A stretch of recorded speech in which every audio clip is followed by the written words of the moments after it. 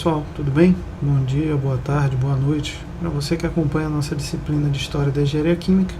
E hoje, seguindo com o conteúdo da nossa disciplina, falando sobre temas de interesse para vocês aqui ao longo do curso, coisas que vocês vão fazer aqui ao longo do curso de Engenharia Química de forma recorrente, eu queria conversar com vocês sobre a forma de elaboração de um texto científico. Essa aula vai ser dividida em algumas partes, e nessa parte inicial eu vou começar falando sobre temas que são recorrentes, que são aí comuns, que vão aparecer basicamente em todo e qualquer texto científico que vocês forem elaborar. Seja ele um relatório técnico para uma disciplina de laboratório, seja ele o trabalho de conclusão de curso de vocês, seja um trabalho científico relacionado aí com a iniciação científica de vocês, que vocês desejem publicar em um congresso. E nessa parte inicial eu queria conversar com vocês sobre a parte de referências, como é que a gente constrói as referências, a parte de tabelas, de figuras e de equações, como é que a gente trabalha com esses elementos que são comumente presentes aí nos textos científicos. Bora ver como é que a gente faz isso então aí nessa aula. Agora que de forma geral nós já vimos aí dois trabalhos científicos, um mais antigo e um mais novo, a gente vai entrar na temática da característica de um texto científico em si, o que é que o compõe, como é que esse texto está estruturado efetivamente. Dentro da estrutura de um texto científico, conforme a gente viu lá, normalmente ele está subdividido ali em resumo, introdução, metodologia, resultados de discussão, conclusões e referências. Dentro dessas partes a gente tem alguns outros subtópicos que aparecem de forma recorrente, como por exemplo as figuras, as tabelas, as equações, que compõem essas diferentes subpartes, seja ela uma figura na introdução, uma figura nos resultados da discussão, uma tabela na introdução para compilar alguns dados, ou uma tabela nos seus resultados para conseguir compilar ali algumas informações numéricas de acordo com os seus resultados. Então agora, o que vocês precisam ter em mente efetivamente é que dentro aqui da graduação em Engenharia Química ou da graduação em qualquer outro curso, vocês vão fazer diferentes trabalhos científicos ao longo do tempo, tá? Seja para construção de relatórios técnicos, seja para elaboração de artigos, para o seu próprio TCC, o seu trabalho de conclusão de curso, vocês vão ter que construir esse tipo de texto. Então nessas aulas o que eu quero conversar com vocês são sobre esses elementos comuns, o que a gente tem aí como elemento comum para esses textos e o que faz esse texto ser um texto científico, que diferencia um texto científico de um texto comum, de um texto sem formato, tá? Então, para essa subdivisão, nessa parte 1, a gente vai começar falando sobre as referências, tá? O que é que a referência compõe o texto científico, como é que ela aparece no texto, quais as regras que a gente tem para fazer uma referência, como é que a gente faz essa formatação aí dentro de um ponto de vista mais efetivo. Bora lá ver essa discussão então. O primeiro ponto que eu queria conversar com vocês diz respeito na parte de citações e referências ao formato com o qual essas referências aparecem no texto. Aqui eu estou me utilizando do texto de 2022, aquele texto mais recente que a gente viu entre os dois exemplos que a gente acabou de observar ali. E dentro desse exemplo aqui de 2022, observem que ao longo do texto, ele está falando aqui da produção, da composição de gases e dos rendimentos, ele cita duas referências, que são as referências 9 e 10, que aparecem lá na lista de referência deles, e indo lá na referência 9 e 10 a gente consegue ver quem são efetivamente essas referências. Aqui a gente tem o nome dos autores, temos o título do trabalho, a revista onde foi publicado e o ano dessa publicação. Mais para frente ele faz a mesma coisa, mas agora com a referência 11, onde ele diz que o Zainal, que é a referência 11, descreve uma predição do modelo aqui específico no gasificador. Então a gente tem uma forma aqui de referenciar. Esse formato de referenciação que a gente vê aqui ao longo do texto, que aparece como número, corresponde a uma citação que é conhecida como uma citação numérica, tá?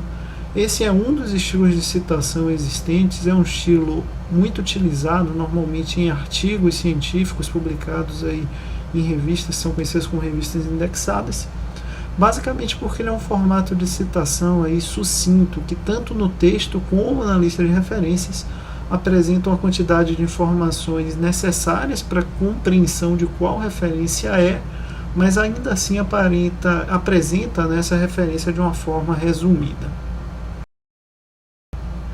Mas é bem importante e relevante que vocês tenham em mente que o formato de citação numérica não é o único formato existente. Existem outros formatos de citação, tá? Um exemplo é o formato de citação cursivo, que está aqui apresentado. Esse texto aqui é um texto de um trabalho de conclusão de curso de um aluno meu, Gustavo Furtado, que defendeu no semestre passado. E nesse trabalho aqui em específico a gente consegue ver, né, a estruturação de uma citação em formato de texto, onde aparece no texto o texto com o nome dos autores, o ano da citação, e se a gente for lá na lista de referência do trabalho de conclusão de curso do Gustavo, a gente encontra aqui a citação correspondente a esse formato cursivo. Mas pode ser feito aqui para o CIUAL 2021, e a gente também encontra lá na lista de referência do Gustavo a citação desse artigo. Essa citação aqui cursiva, ela aparece de forma mais recorrente em trabalhos de maior tamanho, tá? Esses trabalhos são, por exemplo, trabalhos de conclusão de curso, dissertações de mestrado, teses de doutorado, tá? E elas aparecem lá por quê? Porque normalmente são trabalhos que são menos resumidos, são trabalhos mais extensos e que proporcionam, né, ao autor incluir uma maior quantidade de informações sobre o texto base que ele está utilizando em sua referência. Mas vocês devem estar com uma dúvida agora, que é, professor, mas se tem mais de um formato, né, como é que surgem essas regras? Quem é que dita essas regras para a gente? Primeiro eu devo ir lá e citar o nome do autor, depois a revista, para depois o ano, ou primeiro eu cito o nome do autor, depois o título do trabalho, para depois a revista, depois o ano. Como é que ficam essas regras? É isso que a gente vai ver agora. Vamos ver como é que existem essas regras, como é que isso funciona aqui no Brasil e como é que isso funciona no mundo aí também. Vamos passar então a outro elemento que compõe aí a nossa estrutura de um trabalho científico, que são as tabelas. Dentro das tabelas, né, o que é uma tabela? Uma tabela nada mais é do que um arranjo entre linhas e colunas. Tá? Normalmente ela apresenta conteúdo de caráter numérico, conforme está apresentado aqui nessa tabela 7, que foi retirada lá do nosso artigo base de 2022, que a gente vem utilizando. E aqui a gente tem uma tabela que correlaciona desvios, né, em relação aí a diferentes formatos de cálculo que ele aplicou dentro do artigo dele. Normalmente as tabelas vão possuir legendas, então vocês vão ver lá no texto isso aqui, ó, tabela 7 e o título dessa tabela, né, o que é que essa tabela efetivamente apresenta de conteúdo. Então esse título ele nada mais é do que uma forma de comunicação e descrição do conteúdo que está apresentado na tabela ali no seu texto. É importante aqui citar que alguns trabalhos fazem uma diferenciação entre o que é tabela e o que é quadro. Um quadro seria uma tabela, ou seja, seria um arranjo de linhas e colunas no qual a gente tem uma descrição única e exclusiva em texto dentro da sua formatação. Mas nem todo formato de publicação científica considera uma diferenciação entre tabelas e quadros. Por exemplo, essa revista que publicou esse artigo aqui, que a gente está usando como referência, ela não faz essa diferenciação. Então essa tabela 2, que é uma tabela basicamente de informações textuais, ela não é classificada como um quadro, ela conta ainda assim como uma tabela. Então é um pouco complicado essa diferença entre tabelas e quadros, né? Mas a diferença básica estrutural entre eles seria essa. Quando a gente fala de tabelas, a gente precisa entender como é que a gente constrói a tabela e como é que aparece a referenciação. Vamos dar uma olhada nisso brevemente agora, então. Outro elemento extremamente relevante e útil que vai aparecer muito para vocês dentro de trabalhos científicos são as figuras, né? O que é que são as figuras? As figuras são arranjos numéricos que vão correlacionar aqui números de um eixo, né, que são o eixo das abscissas, com outros números que são os eixos das ordenadas, ou seja, a gente vai ter uma correlação entre dados e dados numéricos na forma de uma figura. Então a gente consegue ver, isso aqui é uma linha crescente para esse dado e uma linha decrescente para esse dado. A gente tem figuras de números formatos, tá? Por exemplo, aqui são figuras de cálculo de resíduos, né? Essa figura é do nosso artigo base, do artigo mais antigo, de 1983, e aqui é uma figura também do artigo base, só que do artigo mais recente, né? Do artigo de 2022. Então aqui a gente consegue olhar uma dispersão aqui, né, dos dados em relação a uma base, que seria o zero, para o artigo 2022, aqui mais uma vez correlações em relação aí a quantidade de predita em volume para a produção de metano dentro do trabalho. Então a gente consegue ver que a gente tem uma relação aqui muito próxima entre o que é predito e o que é encontrado lá no experimento. É para isso que são utilizadas figuras, por exemplo, na construção dos seus resultados. Tá? As figuras são extremamente utilizadas em trabalhos científicos e normalmente a gente vai usá-las para apresentar informações relevantes. E isso não limita o uso de figuras para apresentação de resultados, como é o caso dessas duas que vocês estão vendo aqui. A gente pode trazer também diagramas esquemáticos, como por exemplo esse apresentado nessa figura, que apresenta, por exemplo, aqui um fluxo da transformação de biomassa, né, como celulose, hemicelulose e lignina, em açúcares, depois a transformação desses açúcares em compostos menores, como ácidos e álcools, para daí levar à produção de moléculas menores, como hidrogênio, metano e dióxido de carbono, que é aí as reações de quebra pirolítica, por exemplo, tá? Outro uso, né, seria, por exemplo, para descrição de equipamentos, conforme a gente vê aqui, onde a gente vê a descrição de um reator tipo autoclave usado para a condução dessa reação aqui do esquema, né, que a gente consegue ver aí a etapa descritiva apenas do equipamento reator. Outro uso seria para descrição de todo um processamento, onde a gente vê aqui o caminho esquemático que leva da produção de biomassa até a produção de compostos líquidos, passando aí por toda a etapa, desde o bombeamento, sistema de aquecimento, reator, sistema de refrigeração, uma válvula reguladora de pressão, obtenção dos produtos gasosos e obtenção de produtos líquidos.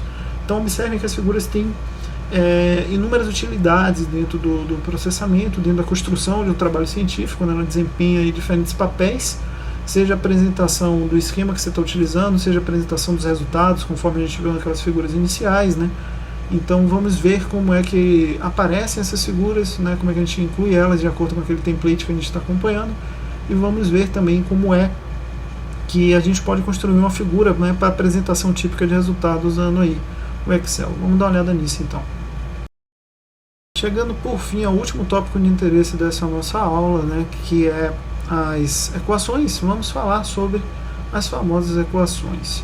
Equações são partes extremamente importantes dentro da construção de conhecimento nos nossos textos científicos, tá? Especialmente quando a gente fala aí de textos relacionados com a aplicação de engenharia, basicamente porque elas compõem toda a estrutura informacional do nosso texto, tá? Ou seja, ela representa fórmulas matemáticas de como a gente compreendeu matematicamente o nosso sistema, ou ela pode representar, por exemplo, uma fórmula química descritiva, como essa daqui, né, onde a gente vê como uma determinada reação química está sendo conduzida e está sendo realizada dentro do nosso sistema.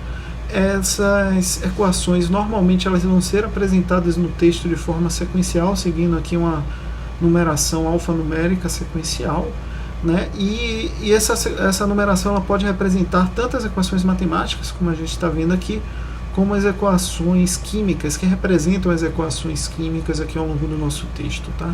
Para a inserção dessas equações ao longo do texto também existem regras, a gente vai dar uma olhada nessas regras e também vamos ver como é que a gente consegue construir uma equação desse sentido, desse formato, dentro do nosso editor de texto que a gente está utilizando aqui na aula, que é o Microsoft Word. Vamos dar uma olhada nisso então.